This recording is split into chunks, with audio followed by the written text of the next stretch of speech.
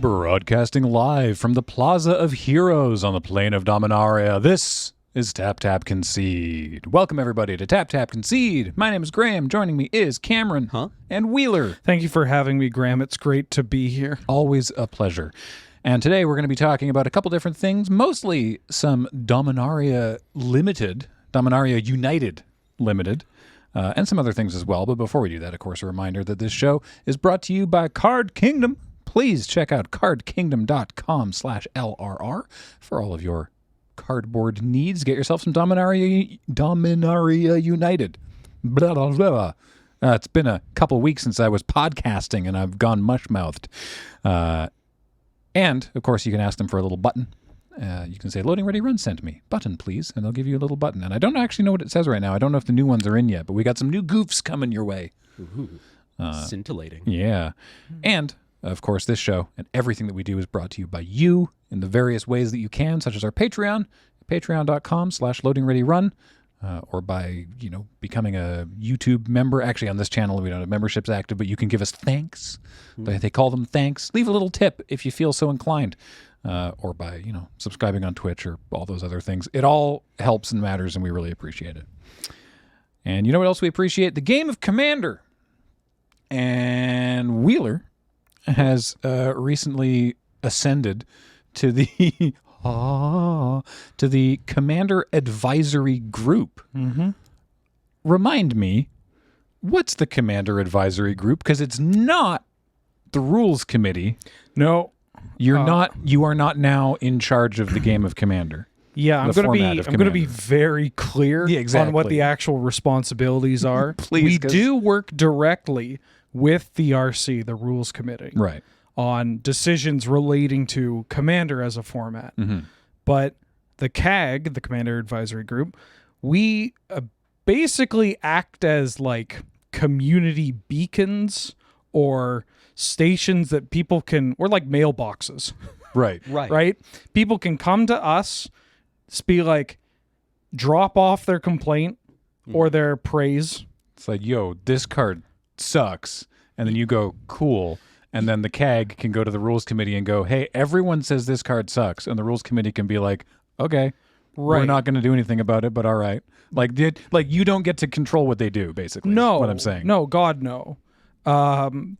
Which is a common misconception. Exactly. Right. Shivam is not responsible for every little thing. In fact, much like myself, mostly powerless in that sense. But what we do provide is, the CAG is made up by people that have been playing the format for God knows how long, that care about the format, the communities, the people, the content, all that more than basically anyone else out there. And they're a group of people that the RC trusts to, as good as it sounds to be like, we listen to every voice. It's also good to have a filter so that as a CAG member, if someone comes up and says like, listen, bud, you need to ban Soul Ring. It's like, okay, not happening. Here's why, but also thanks, Yeah. and just like understand, when somebody's operating potentially in bad faith or if, but also trying to interpret what their concerns are, giving a more, direct connection about that kind of thing. Cool. Yeah. So, unban Lutri? Oh, yeah. Giddy up. All right. Free Lutri fan 420 from Awesome. their grasp. Awesome. No, my big one is Panoptic Mirror. Oh? Yep. How long do I have on this? Can I get 2 minutes? I'm going to need to remind myself what Panoptic Mirror does. I know that James is frantic. Don't worry. So it's a 5-mana artifact from Darksteel, and it has an imprint ability. Imprint X and tap. Oh, yeah. You can exile an instant or sorcery with converted mana cost X from your hand. Right. And then at the beginning of your upkeep, you may copy an imprinted instant and sorcery card and play that copy without paying its mana cost. So initially, this is a kind of card. This card has been on the ban list for a long time, but also it's been on the ban list since like Commander was really small. Right. Right. Like judges and like grinders, like a very small community comparatively. Right. And that community would have had a different grasp on what kind of Magic they would like to see Commander being played as, and the cards available and all that jazz. This includes like the answers and whatever.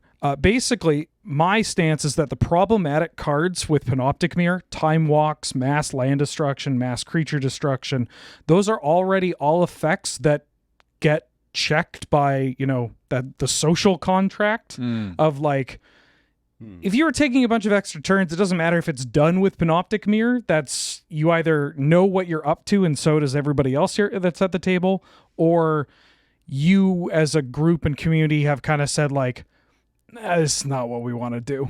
Right? There's a pretty clear line for that. So the absolute like degenerate play patterns are already removed from the equation. But even if they aren't, like, because, Pobody's nerfed. If somebody does have like a Time Walk that they end up throwing onto their Panoptic Mirror or whatever, the whole table has a chance to act, which, because you have to wait till the next upkeep, basically, to get this in play. And I think that's pretty important, because you get 3 players all with turns to then be like, hey, wait a minute. No, that's bad. Yeah. I'm going to deal with that now, or I'm going to wait to see what you are going to try to do with it. Like, there's a lot of counterplay available, and the counterplay is also now more ingrained in the kind of cards that people want to play, rather than just being like someone that's like, just play more removal, at the back of the room. Like, that's easier said than done. People don't want to cut their pet cards for just spot removal or utility. But we've seen in the past 5 years a huge push to having more flexibility on cards so just like, oh, this big dumb ape I want to play from Dominaria United also deals with Panoptic Mirror in a certain way. Right. Or, there's a lot more Knight of Autumn. Yeah, exactly. Yeah. Or just like destruction spells that are like fun to play, like a Windgrace's Judgment or whatever. So, yeah. And I just want to put like Beacon of Creation on it. Just make a bunch of bugs. I want to play Counterspell on this and have people go, why? Why? What? What is so so there may be people that agree with your argument. Yeah. But for people who disagree and are thinking like, well, now Wheeler's going to unban Panoptic Mirror, Wheeler didn't get to just do that. No. That's the thing. I think that there's I'm glad you explained it, because I think that there is a bit of a misunderstanding about what the Commander Advisory Group is compared to the Rules Committee. I imagine you could bring that to the Rules Committee and they'll go, okay. Yeah, so how this is going to play out and how it's like in real time you're seeing it is I have publicly mentioned like I want to unban Panoptic Mirror, and I've also discussed this with the RC, but I've put it out there as like, this is a thing I'm thinking of. What are your thoughts, community? And you get that in, and you're like, okay, well, you just started talking about alchemy cards for some reason, so I don't need to worry about that. That's a good thing. That's a genuine concern. Oh, I didn't think about it that way. And then bring all that to the RC and to other CAG members and be like, this is what I think. This is what my reception has been, on these platforms. What do all of you think? And that's it. That's it. Oh, so what a good concept, discussion, and consensus. It's so wild getting different viewpoints and like just taking your time to make sure that the decision is the correct one to make. And it's so out there. I can't believe that. I always thought that they just threw a dart at a board. Right. That just had all the different cards that Sheldon is lost to. Something like that. Yeah, it's like coalition victory. Yeah. Piss someone off in 1997 and, I love 2001, whatever. Yeah, and to their credit, there were cards, again, early on in the life of the format where maybe you had members of the RC or just the community in general being like, you know what?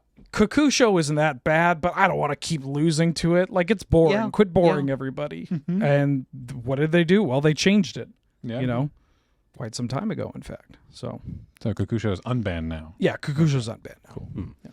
So anyway, congrats. That'll be neat. Obviously, we've all been making jokes about how Wheeler's going to slowly turn it into Highlander. But these are just jokes. Yes. Just jokes. So actually, the at time of recording this morning, the new North 100 Dominaria United review episode went live, and it was funny to see comments that, because now that you're on the commander advisory group, it's even funnier to have you have to stress that Highlander is not commander.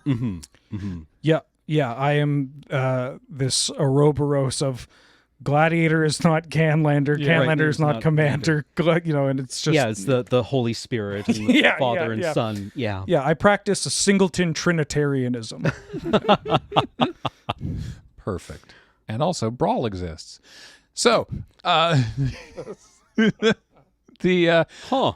when I'm done with it. Someday.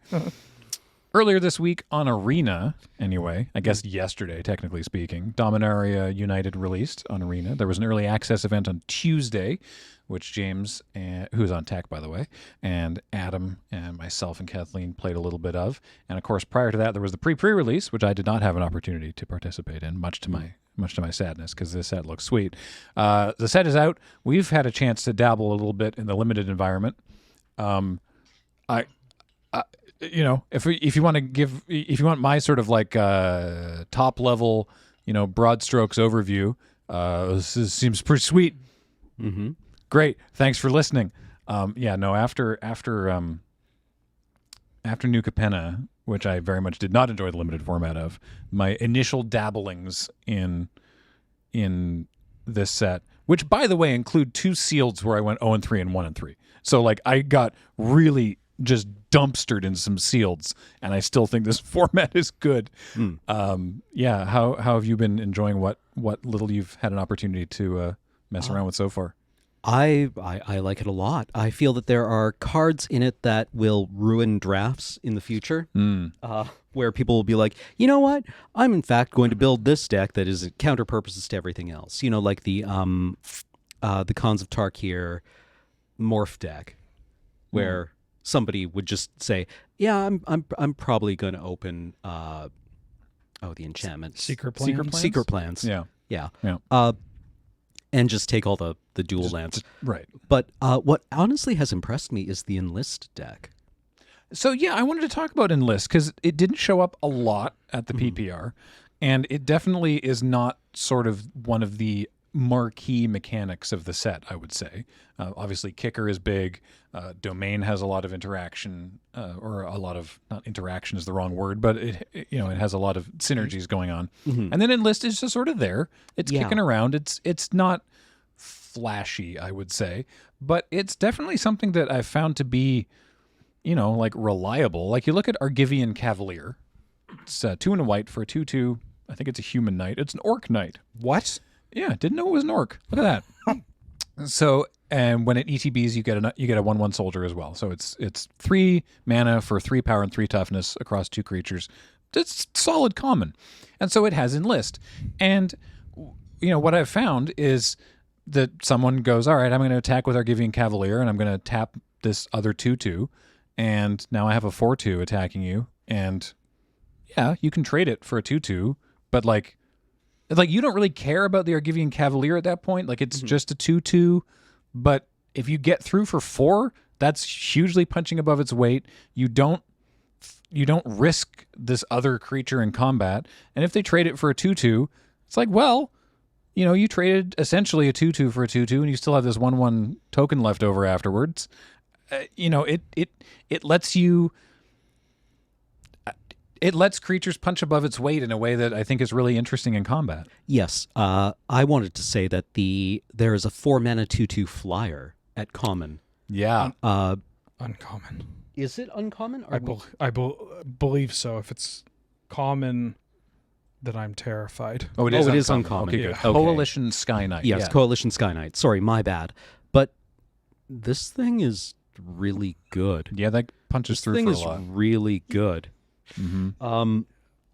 And where Enlist really impressed me was going up against the Defender deck. Oh, yeah. Because the Defender deck is extremely dangerous, but its main composition are O3s. Mm-hmm. So a 2/2 with enlist, enlisting another 2-power creature swings through, where neither of those creatures would be able to get any damage through a pair of O3s. Yeah, that's very and impressive. they can clock an opponent who is dug in quite effectively, or should be dug in quite effectively, and force them to make trades that they don't want to make. I want to shout out also particularly Balduvian Elite. It's a 2 and a red for a 1/3. There we go. Core Berserker, Balduvian Berserker. So and it has enlist. When it dies, it deals damage equal to its power to any target. So you kind of actively want this one to die. I got to 2 for 1 somebody with this because I tapped my Magmagoth Sentry or whatever it was. So this thing's rumbling in as a 5/3, right? They block and trade, and then it is also gets to deal 5 damage to something. Like this, you got to respect this card. Yeah. It seems weird to be like, it's just a 1/3 for 3. That's not great. It's going to die and ping something for 1. No, this has higher potential. Yeah, and it kind of needs to be answered. Yeah. Have you found Enlist, Wheeler? There are 2 enlist creatures that I really like. One of them is a bit more of a like, oh, this card would just be good by itself. Line Breaker Behemoth, which is a very apt name. It's or Baloth, Line Breaker Baloth. Right. Yeah, 5 mana, 4/5 in green with enlist, and it can't be blocked by creatures with power 2 or less. Oh, that's a good clause. Oh yeah. Yeah. Oh, just and like the ways that you can play around this, and again breaking kind of board stalls, using your removal differently, it just hits like a truck. Like I think I've hit with this card for 8 a couple of times. Wow. And just like we're stalling. Oh, you tried to kill a different thing. No, you didn't. Kill your bigger creature, untap, and then it's like just one shot you with the Baloth, and it's that feels great. And similarly, Coalition Warbrute, I think is its name. Oh yeah, 3/4 with trample. 3 And Yeah, enlist. devastating. 4-3/4 trample plus enlist. That is, God, that punches. Yeah. So hard. Yeah, the trample's a big deal too. And it's just you just kind of you find, I think initially, and I'll happily include myself in this, that there was some folks sort of not writing it off, but sort of looking at enlist as being like, okay, that's not very exciting, but like, okay, sure. But you got to answer these creatures because they're going to keep hitting you for high amounts of damage. Yeah, the threat of enlist is the big one for me. Yeah. And I don't know. These cards are kind of easy to pick up as well, because I think the mechanic is undervalued right now, and these will close out games. Also, I want to say that the can't be blocked by 2-power creatures with 2 power or less. That seems ripe for a keywording. Yeah. Yeah, I don't know what it would be, but they do use that some, like there's at least, it feels like there's at least one of those every set. Yeah, There was never going to one- be like a core mechanic for a set. I Yeah. feel, because that would suck probably. But yeah, it feels ripe for a keywording. Yeah. Although you do get the thing where there's cards in this set that have stuff that have been keywords in, or at least reminder words in other set. Let me talk about herd migration real quick, because this card's wild. This card has channel. They just don't call it channel. Anyway, so I drafted this Sultai nonsense last night, and it's amazing. Herd migration is 6 and a green, so it's not cheap. But it's got domain. You make a beast for each basic land type among lands you control. So I was just, this is 7 mana for 3 3/3s is what I was doing. That's pretty great. That's so good.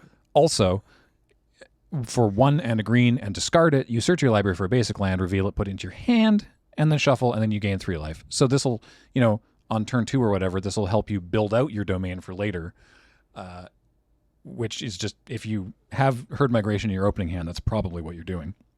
Unless you just keep ripping lands. But then, later in the game, and there's ways to, ramp this out sooner. Like the Weather Seed Treaty has been overperforming for me as well. Right, and there is an Archaeomancer effect, right, on a blue creature in this format, or a mnemonic wall, I want to say. I don't know. Oh, is Not there that one I'm with aware kicker? of. There might be, or a Call to Mind. Oh, maybe there is one with kicker. I don't know. I don't know, actually. Actually, yeah. There's that, I mean, it doesn't return spells, but there's that black one. Now that you there's a mention lot it. of ways of getting creatures back. Yeah. Yeah, I don't know that there's a good way to get spells back. But anyway, Herd Migration's definitely been overperforming. This Sultai deck that I had, it was mostly green-black with splashing a bit of blue for the kicker on the... See, it's early in the format, so I don't know the names of the spells. The removal spell. There's the black removal spell that debuffs, and it's Tribute to Urborg. Thank you. It's 1 in a black, kicker for 1 in a blue. So baseline, it's -2/-2 at instant speed. That's already great. Like, that's just a good spell. Especially because minusing gets around indestructible. But also, then if you kick it, it gets -1/-1 additionally for every instant and sorcery in your graveyard. So that one's good. Also was splashing the blue for the divination that you can kick to make them discard. And 1 or 2 other kicker things, if I recall correctly. Rona, perhaps. I had the Wrath, the drag beneath, or Drag to the bottom. Drag to the bottom, thank you. 2 black for a sorcery. Each creature gets -X until end of turn, where X is 1 plus the number of basic land types among lands you control. So what's great about this, in this deck specifically, is there's a 4/6 Tree Folk, there's the Territorial Marrow, there's the 4 mana with a blue kicker. This was one of the other ones. 4 mana worm that mills you, and then its power and toughness is equal to the highest mana value of a card in your graveyard. You mean Monstrous War Leech? Yes. The point is, all of your stuff You can build. lives through Yes. drag to the bottom, right? You can build your deck so that you have all these creatures with big toughness. We had a lot of board stalls when I was playing this deck. And you know what is a surprising card that you have to respect this. If you're stuck in a board stall, right? Which is fine. That's going to happen in this format if your control decks, right? You have to beware of the Bog Badger. Bog Badger is going to end games. It's 2 and a green for a 3/3. That's it. But if you kick it for a single black, all your creatures get menace. And that can just end a game. Just like, whoops. Yeah. Suddenly you have no blocks. Yeah. It's ridiculous. 3 for 3. Yeah. That's reasonable. It's And really a common. good. You can pick these up. Oh, I also had the green Defiler, which is gross. Yeah. That card is disgusting. It's 5 mana, 3 green for a 6/6 with trample. So that's already great. And then it does the Defiler cycle thing, which is it lets you pay Phyrexian mana for 1 green for any green any spell? No, just permanent spells. And then whenever you cast a green permanent spell, whether you do that or not, you put a +1/+1 counter on each creature you control. Now, this was funny. The very first time I used this, I thought that there was an arena bug. Because the very first time I used this, I was going to cast that Tree Folk I talked about that gets cost reduced for your domain. And in my hand, it's sitting there, and its current mana cost is listed as like 4 and a green Phyrexian. And what I wanted to do was cast that so I could put a counter on everything and still have 2 mana left up for Tribute to Urborg to debuff my opponent's Death Toucher and do this huge trample attack. And so I go to cast it, and I don't get the option of casting it for Phyrexian mana. It just goes right into play. I only have 1 mana left over. Oh. I do eventually win that game, but it completely ruined my thing for the turn. So my opponent had Karn Silex in play. There's a line of text buried in the middle of that card that says your opponents can't pay life to cast spells. And I completely skimmed over it, right? It's, there we go. Karn Silex, it's 3 mana, legendary artifact, enters tapped. Players can't pay life to cast spells or activate abilities that aren't mana abilities. I ignored that completely. My fault, totally. I just didn't read that. And then X and tap and exile Karn Silex, destroy each non-land permanent with mana value X or less, activate only as a sorcery. So I was trying to do this big attack before they destroyed the whole board. And I didn't realize that. So, and Arena didn't tell me, but this is a mythic, it's a legendary, is a corner case or whatever. So I was like, oh yeah, I can cast this for Phyrexian, great, drag it up. And instead of telling me no, you can't you can't do the Phyrexian thing. It just immediately cast it. And I was like, wait, hang on. No, wait, come back. I might have played it differently. I don't know. Who knows? But anyway, the point is, Karn's Silex does that. So beware. This really feels like a fixed version of a card we might have seen in Antiquities or Homelands. One of those cards that is meant to goozle the set mechanic. Oh, the Golgothan Silex? Golgothan Silex, thank you. Fair enough. Yeah. Hey. Yeah. I do love their Silex. You know, there's multiple different Silex across different sets that are spelled differently. Really? There are different Silex cards. This came up recently. This came up actually during a writing meeting for something that you don't need to worry about yet. You'll see it soon enough. But someone wrote down Silex, and I think I wrote it down, and then Nelson was like, I think it's spelled differently, and then Kathleen was like, no, it's definitely spelled this way, and then we looked it up, and then we realized that they've spelled Silex different ways on different Magic cards over the years. Huh. Like there's one with a C, there's one with a CYLI or no something. Anyway, the point is, there's different ways to spell Silex, and it's annoying. Yeah, the one from Arabian Nights is the worst. Oh. It's spelled CITYINABOTTLE. City in a bottle. Yes. Thank you. All right, great. Good joke, streamer. Thank you. I'm trying to look at what else I had in Good this. joke, podcaster. Podcaster. Oh no, you're a streamer. Oh. Hey, it's an upgrade. Right. That's Is it? That's the other card I wanted to talk about. Oh, okay. I wanted to talk about Terra Sunder. This card's ridiculous. Yeah, it's real good. So, get stuff to naturalize. This is 1 and a green instant exile target artifact or enchantment. Mm-hmm. That's very good. Or with kicker of 1 and a black. So for 2 black green, it's just exile any non-land permanent. Yeah. It's just very good removal. Yeah. I hate having to keep reading cards. You look at the card, you're like, okay, I know what that does. Yeah, You're like, no. No. Keep no, reading. No. I refuse. Yeah, this card's great. Does Maelstrom Pulse exile? No. Anyway, the point is, yeah, it's one of them green black just exile something cards. Yeah. And it's very flexible. Also, sometimes you Citizen's Arrest and Prayer of whatever Binding. Yeah. and Leyline binding. There's 3 different ones at rare, but there's 3 different O-ring style effects. And so honestly, the 2-mana version of this that just gets rid of a thing at instant speed that's strong enough in this format, frankly. Mm-hmm. You get to surprise people with some, it's like they attack, you exile their O-ring, you get your creature back, you surprise block or whatever. But also this just kills stuff. This just makes things go away. Mm-hmm. In the original Dominaria, I know that's a weird thing to say because obviously Dominaria is Magic's like core home plane and it's been around for forever. The home plane of the core. Haha. In the last Dominaria set, the one just called Dominaria, I found myself basically always wanting to be in black so that I could always run Soul Salvage because the creatures were so strong. I just wanted to be able to be like,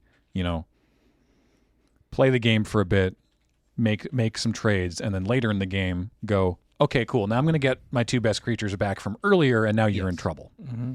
Yeah. And now... So now that card's not here, but we've got the 3/1 that mills, and then you can exile out of your bin to get a creature back. Eerie Soul Tender. Thank you. There's, I think it's called Urborg Repossession. Yeah. Yes. That one is... Yeah. Make sure you read the kicker clause on this one correctly. Yeah. So Urborg Repossession, single black mana sorcery, return target creature card from your graveyard to your hand. So it's Disentomb. Yeah. Great. For 1 and a green kicker, you can return another permanent card from your graveyard to your hand. Oh, also you gain 2 life. You gain 2 life regardless. You gain 2 life. You gain 2 life no matter what happens. I assumed kicker gained 2 life. Yeah. No, you get two things. So Urborg Repossession, that's your soul salvage. Permanent. Also, this one's common. Permanent. Sorry, yeah. When we were doing the little draft after the PPR, Cameron was sitting next to me, and you had one of these in your graveyard. And I'm kind of just flicking my cards, and I look over and I read it, and I turn back, and then I have to do literally like a Looney Tunes double take because I'm like, what? Yeah. Yeah. 2 life. Okay, permanent. Holy smokes! Permanent. That's so good. What kind of shenanigans are you going to get up to with this one then? I guess you get your Silex back. I think Does the Silex exile? Oh, the Silex exiles itself. Karn Silex. I think it exiles itself. Okay, Like, I don't know. Ignore that. Eternal Witness. Yeah. Oh yeah. Eternal Witness and something else. Like that card's Canlander playable. Yeah. Which Urborg Uprising? I think or Urborg Repossession? I'm sorry? going to give it a shot. Yeah. Yeah. It seems loopable. What colors did you do in part 1 of the set review? White, blue, and then artifact plus Karn. Nice. Yeah. Karn's a weird one.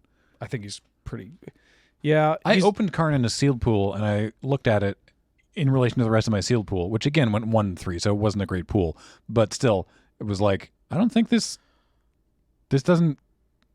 works in this certainly not in that deck, but it's like I don't think it was doing enough.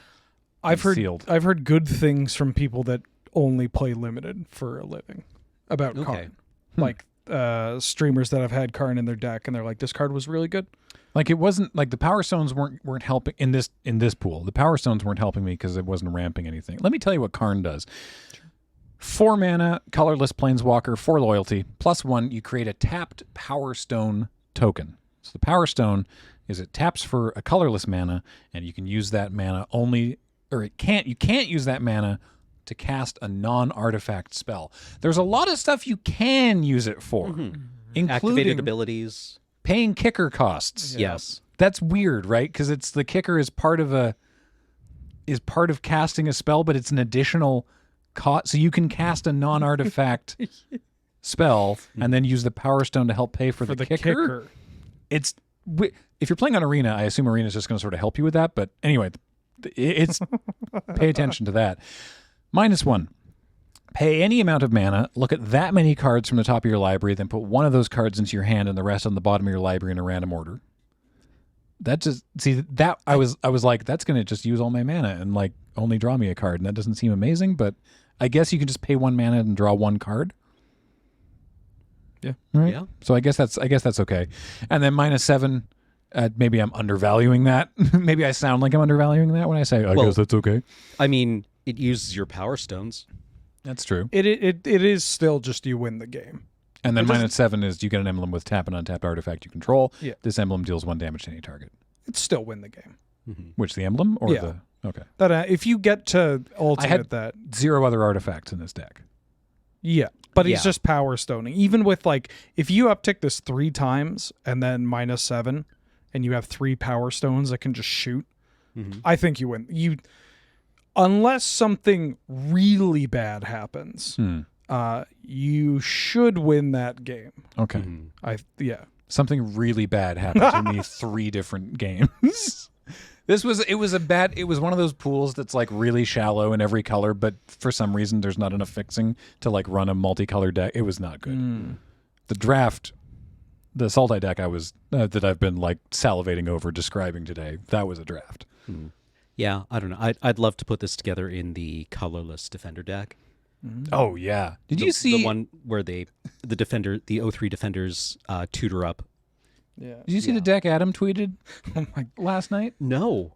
He had 1 creature with power, and it was Aaron, the Dominaria's Ruin or whatever his name is. Benalia's Ruin. Sorry, white, black for a 3/3 Phyrexian human with menace, and white, black, and tap and sack a creature. Put a +1/+1 counter on each other creature you control. Okay, very good. Every other creature in the deck, he had 4 copies of the Drawbridge, the 0/3 tapper for 1 white. Oh yeah. He had 3 of the defender that tutors for another defender. 2 of the 05 wall that loots, and 1 blight pile and 1 coral colony. So it's like either Blight Pile is going to kill you or Coral Colony is going to mill you out, but you're not going to be able to hurt Adam in the meantime. It looked ridiculous. Like he was very happy. He had the about one this, by the drop, way. right? The 1 mana. Yeah, that's what I said, the 0/3. Oh, He it's had a 0/3. He had 4 of them. Oh, that's Yeah. not okay. Yeah, the tapper. Yeah. It was ridiculous. So sorry. Yeah. Blight Pile has an activated ability that deals damage or loss of life, where X is the number of defenders you control, and Coral Colony mills equal to the number of defenders you control. So those are your defender deck win conditions. Sorry, yes, Ken, you were yeah, much like Vent Sentinel. What was that look, Ben? Was that you suggesting that maybe Aeron gets into a deck I play? Yes. Okay. Yeah. Interesting. That card's really good. Yeah. I Also, haven't played that card in limited too. He's a handsome man. Yeah. It's a good-looking card. Yeah, he kills people quick. 3 mana, 3/3. Like, he's not that difficult to cast. Or, sorry, he's a bit difficult to cast. I've only played him in 5-color decks, but he was still fine. Yeah. Like, even if you played it on turn 3 or turn 5 or whatever, like 3 mana, 3/3 menace, and that ability is each creature, including Aaron. Yeah. Yeah. Okay. Cool. Yeah. I mean, I generally don't like paying for my sack outlets, but exceptions exist. This is more just like a card that just can beat face until Yes. beating face is not what you need, and you need Yeah. to like go wide instead. For people who aren't familiar, I play a deck archetype called Aristocrats, which is based around sacrificing creatures. And yeah, frequently that deck just kind of plays out as a mid-range face-beating deck with a combo kill. Oh yeah. What's the defender that lets defenders attack? It's another 0/3. It's an uncommon colorless artifact. One For of them little 2 robots. Yeah, for 2 colorless mana, defenders you control gain haste and can attack or deal damage as if they're. Okay. Until end of turn, target creature with defender gains haste, can attack as though it didn't have defender, and assigns combat damage equal to its toughness rather than its power. Okay. Activate only as a sorcery. That's Yes. what I was worried about. So the card's called Walking Bulwark, if you're listening. and not walking watching. bully, more like. So the activate only as a sorcery is relevant. So you can't attack into their 0/5 Academy wall, and then they activate this, and then suddenly they're blocking with a 5/5, because you can only activate this as a sorcery. So not even during combat, or on your turn, it's only as a sorcery.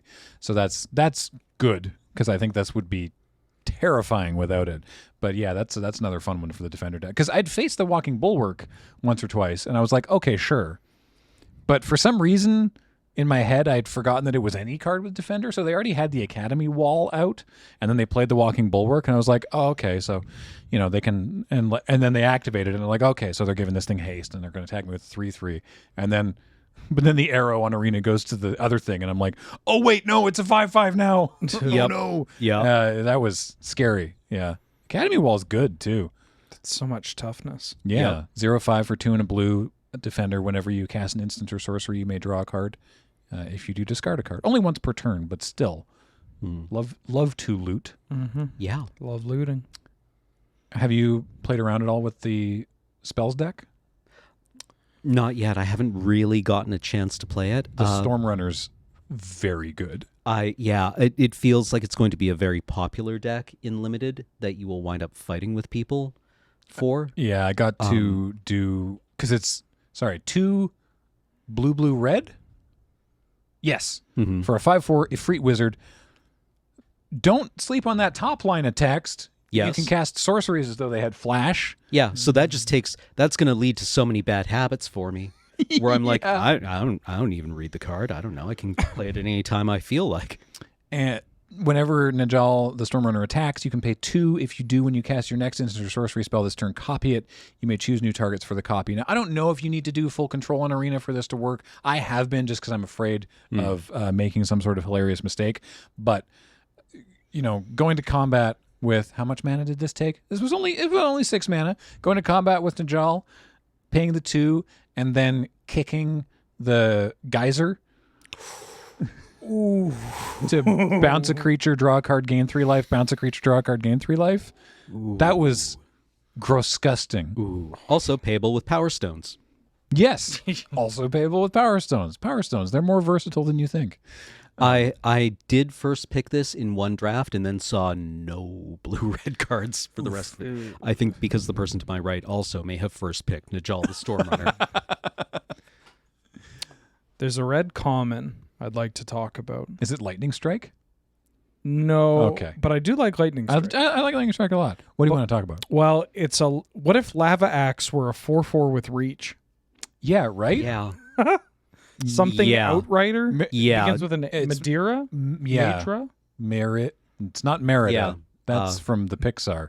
But it does have America's domain, dome something. Domain. Yeah, domain. Yeah, 4/4 reach for 4 and a red, and then when it enters the battlefield, it deals damage to each opponent, if that's relevant, to the number of basic land types among lands you control. I'm usually doming for 3 with this. Yeah. But you can do 5. I got a couple people with 5. Yeah. it's absurd. What if Lightning Axe was a 4/4 with reach? Oh That my has God. reach? It sure does. Even if it's just Yeah. like 3 or 2. Yeah, I would take that. Yeah. Yeah. It's good. It's good stuff. I appreciate the ones that are ones like the Drag to the Bottom, or there's another one that Artillery? Artillery Blast. Thank you. That it's domain +1, so it's not just dead without domain, and it punches above its weight, right? That it's deals damage. Now, Artillery Blast has to be a tapped creature, but usually that means they're attacking you.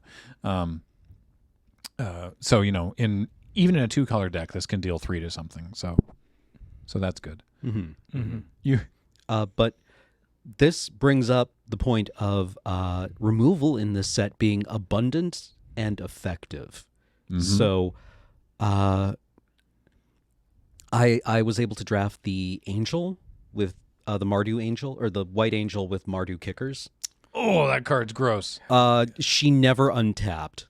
Oh. Just She got stunned, never untapped. stunned forever. Stunned forever, blown out. Like they're just a smoking pair of shoes falling to the ground 90% of the time after this thing resolved. Yep. Which I think I'm okay with that. I do like that as a trend, because it does feel like that has been something that we've seen more of in the past couple of years, is that big, like a gigantic Baneslayer Angel style card. If it's not checked, you're probably losing. Yeah. But it's just also like, oh, you have a 4-mana removal spell? Yeah, you're good. Yep. Yeah, that's fine. Yeah. You're okay. I generally in favor of sets with many forms of interaction. But I want to play my Angel. Yeah.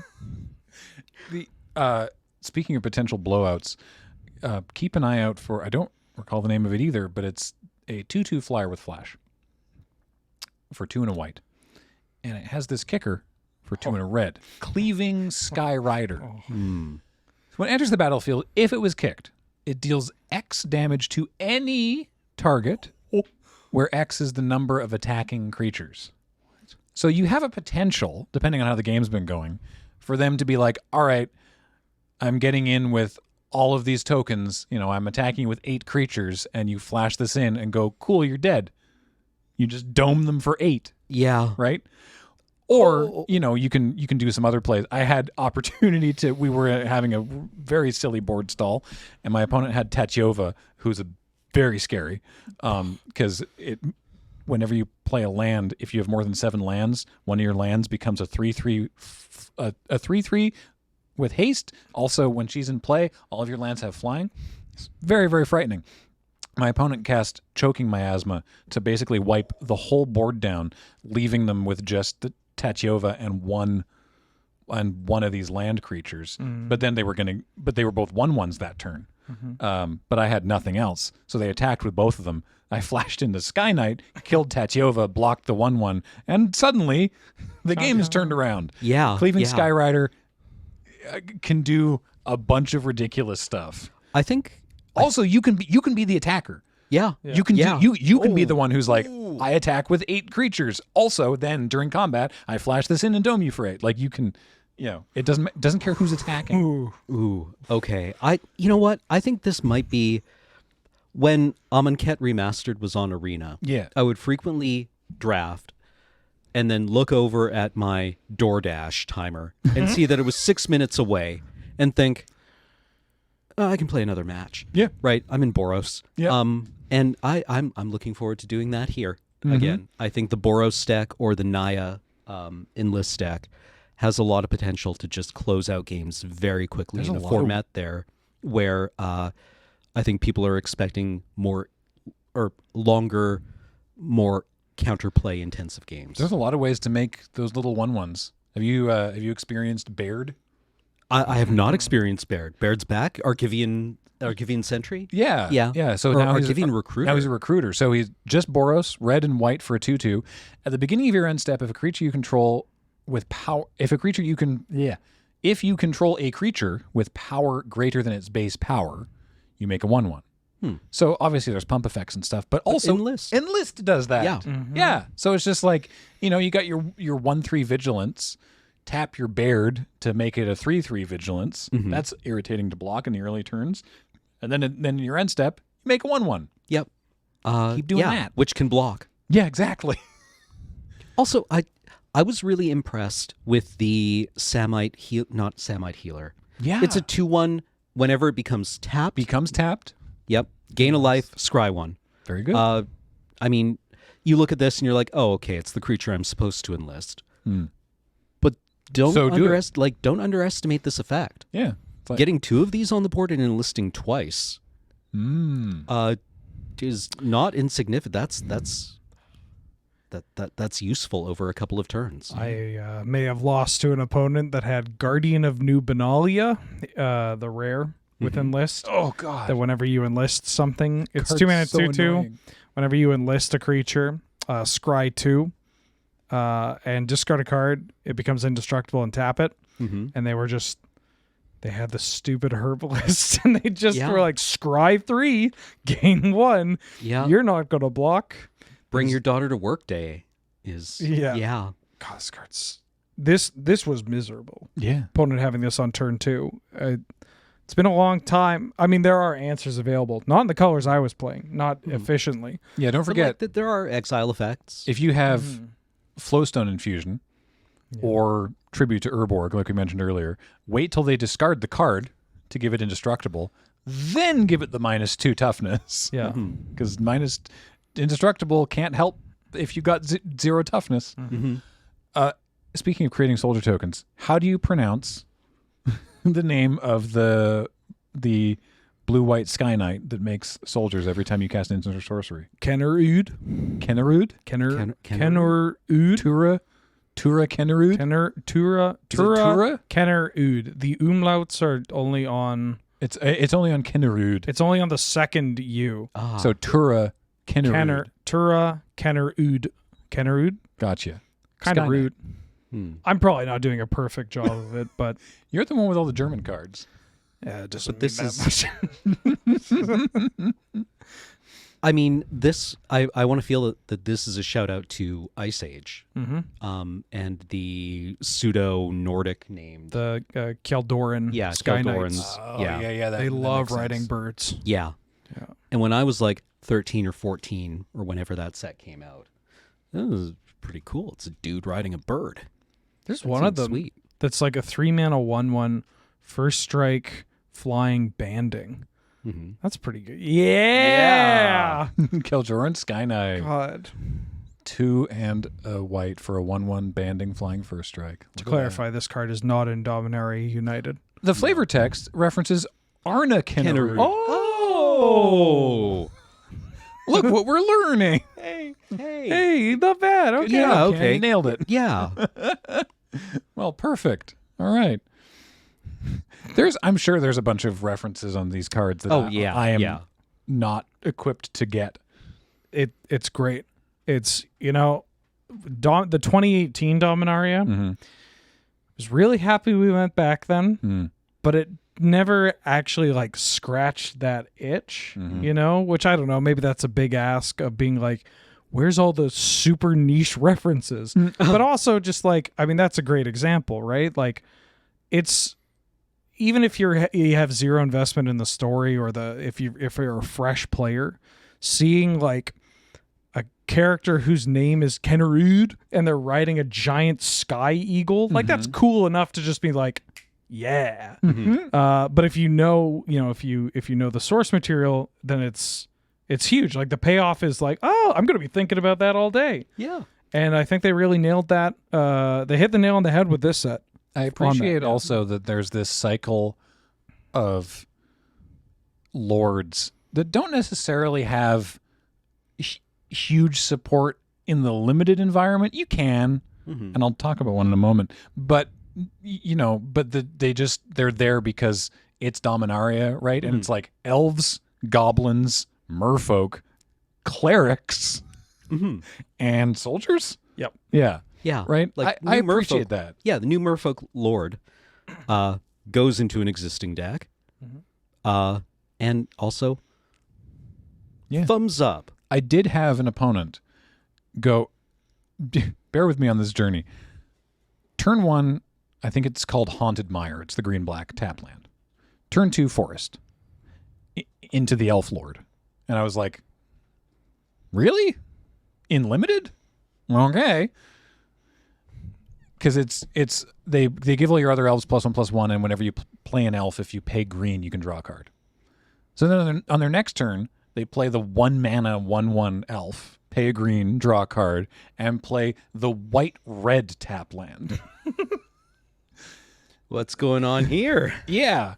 Then, you know what else is an elf? The other just very good card that's a 2/2 for 2 in green, but you can kick it for 1 in a blue to sort of draw a card. You get to look at the top 3. And then the Mystic. Yeah. Wait, that's an elf? That's an elf. I thought it was a merfolk. Yeah. Vine Shaper Prodigy.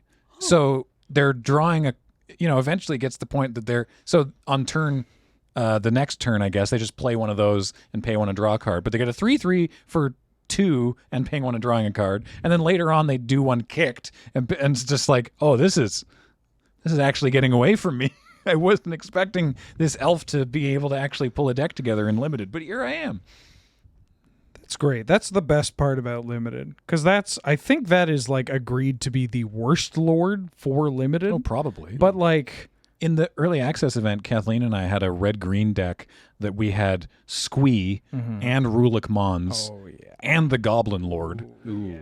There's not that many other goblins. We had like 2 goblin pickers, and that's sort of it. But still, it was just like, let's Sick. make goblins. Yeah. It was great. Just love that you could do that. Oh God, look at him, so noble.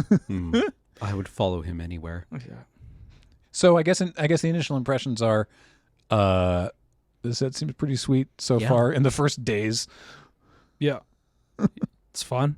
Yeah, the impression is positive. I think it's a good sign that it sounds like none of us had like a massive success in the initial plays, right? I've had 1 very good draft, and then a bunch of other kind of dismal performances on my part, but it was still like, dang, these are cool decks. Yeah. I chained all my drafts, but the entire time I was like, did that wrong, shouldn't have done that. Ben, you idiot, why'd you draft that, sort of thing.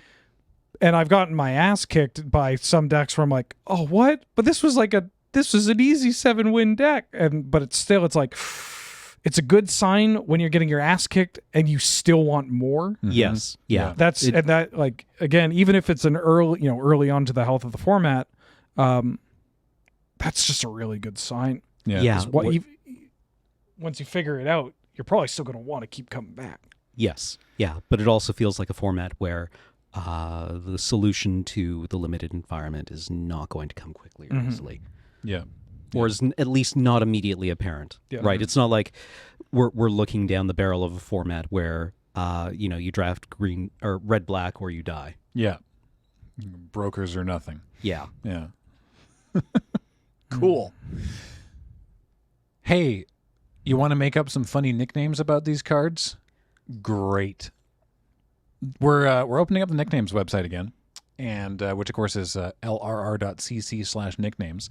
And by your requests, Steven, who puts the website together, aka Your Games Be Over, has implemented some new procedures to the website.